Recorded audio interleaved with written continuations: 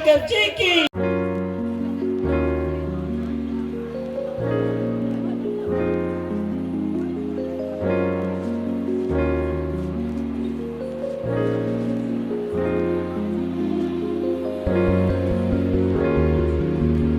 ಬಹಳ ವಿಜೃಂಭಣೆಯಿಂದ ಗ್ರಾಮಸ್ಥರ ಸಮ್ಮುಖದಲ್ಲಿ ಆಚರಣೆ ಮಾಡಿದ್ದೀವಿ.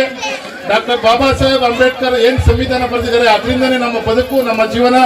ಇವತ್ತು ಬಾಬಾ ಸಾಹೇಬ್ ಅಂಬೇಡ್ಕರ್ ನಮ್ಗೆ ಏನಾರ ಸಂವಿಧಾನ ಬರೀಲಿಲ್ಲ ಅಂದ್ರೆ ನಾವ್ಯಾರು ವಿದ್ಯಾವಂತರಾಗಕ್ಕಾಯ್ತಾ ಇರ್ಲಿಲ್ಲ, ನಾವ್ಯಾರು ಓಟ್ ಹಾಕಕ್ಕಾಯ್ತಾ ಇರ್ಲಿಲ್ಲ, ನಾವು ಸೂಟು ಬೂಟಿನ ಹಾಕು ಯಾವುದೇ ರೀತಿ ಒಂದು ಮೀಸಲಾತಿ ಪಡೆಯಕ್ಕಾಯ್ತಾ ಇರ್ಲಿಲ್ಲ.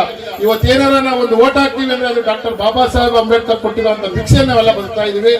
ದಯಮಾಡಿ ಎಲ್ಲ ಗ್ರಾಮದ ಮುಖಂಡರು ಡಾಕ್ಟರ್ ಬಾಬಾ ಸಾಹೇಬ್ ಅಂಬೇಡ್ಕರ್ ಅವರು ಹೇಳಿರೋದು ಒಂದೇ, ನಿಮ್ಮ ಮಕ್ಕಳನ್ನ 100 ದೇವಸ್ಥಾನಕ್ಕೆ ಕರ್ಕೊ ಹೋಗೋ ಬದಲು ಒಂದು ಗ್ರಂಥಾಲಯ ಕರ್ಕೊ ಹೋಗಿ ಒಂದು ಬುಕ್ ಕೊಡಿಸಿ, ಅವ್ರ ಬುಕ್ ಓದಿ ವಿದ್ಯಾವಂತರಾಗಿ ಒಳ್ಳೆ ಉನ್ನತ ಶಿಕ್ಷಣ ಪಡೀಲಿ, IAS IPS KS ಪಡೀಲಿ ಅಂತ ಹೇಳಿದರೆ. ದಯಮಾಡಿ ಅಂಬೇಡ್ಕರ್ ಅವರ ಆಸೆನ ನಾವೆಲ್ಲ ಈಡೇರಿಸಬೇಕು. ಅಂಬೇಡ್ಕರ್ ಅವರ ಆಸೆನ ಈಡೇರಿಸಿದಾಗೆ ಅವ್ರಿಗೆ ನಾವೇನಾರ ಒಂದು ಸಲ್ಲಿಸ್ತೀವಿ ಗೌರವ ಅನ್ನೋಕ್ಕೆ ಕಾರಣ. ದಯಮಾಡಿ ಇವತ್ತು ಎಲ್ಲ ಗ್ರಾಮದ ಮುಖಂಡರೆಲ್ಲ ಸೇರಿ ಬಹಳ ಅದ್ದೂರಿಯಾಗಿ ವಿಜೃಂಭಣೆಯಾಗಿ ಡಾಕ್ಟರ್ ಬಾಬಾ ಸಾಹೇಬ್ ಅಂಬೇಡ್ಕರ್ ಅವರ 134ನೇ ಜನ್ಮದಿನಾಚರಣೆಯನ್ನು ಬಹಳ ವಿಜೃಂಭಣೆಯಿಂದ ಎಲ್ಲ ಮಹಿಳೆಯರು ನೋಡಿ, ಎಷ್ಟು ಮಳೆ ಬಂದ್ರು ಇವತ್ತು ಮಳೆಯಲ್ಲಿ ನೆನ್ಕೊಂಡು ಒಂದು ಹಬ್ಬದ ರೀತಿಯಲ್ಲಿ ಆಚರಣೆ ಮಾಡಿದರೆ ಎಲ್ಲರಿಗೂ ಒಂದು ಜೈ ಭೀಮ್ ವಂದನೆಗಳನ್ನ ಹೇಳ್ತೀನಿ. ಗ್ರಾಮಸ್ಥರಿಗೆ ಎಲ್ಲ ಇದೊಂದು ಪ್ರತ್ಯಕ್ಷವಾಗಿ ಪರೋಕ್ಷವಾಗಿ ಸಹಕಾರ ನೀಡುವಂತ ಎಲ್ಲರಿಗೂ ಒಂದು ಜೈ ಭೀಮ್ ವಂದನೆಗಳನ್ನ ಹೇಳ್ತಾ, ಈಗ ನಮ್ಮ ಉಳಸಾಲಯ್ಯನವರು ಇನ್ನೊಂದು 2 ಹಾಡು ಹಾಡ್ತಾರೆ, ಆಮೇಲೆ ಊಟದ ವ್ಯವಸ್ಥೆ ಇದೆ. ದಯಮಾಡಿ ಎಲ್ಲ ಶಾಂತಿ ರೀತಿಯಿಂದ ಕುತ್ಕೊಂಡ್ರೆ ಊಟದ ವ್ಯವಸ್ಥೆ ಮಾಡ್ಕೊಂಡು ಹೋಗೋಣ.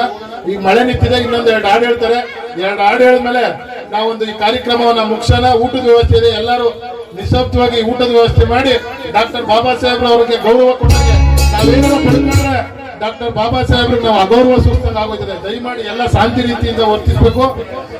ನೀವೆಲ್ಲ ಸಹಕಾರ ಮಾಡಿದಂತ ಮತ್ತೆ ಪ್ರತ್ಯಕ್ಷವಾಗಿ ಪರೋಕ್ಷವಾಗಿ ನಮಗೆ ಕಾರ್ಯಕ್ರಮಕ್ಕೆ ಸಹಾಯ ಮಾಡಿ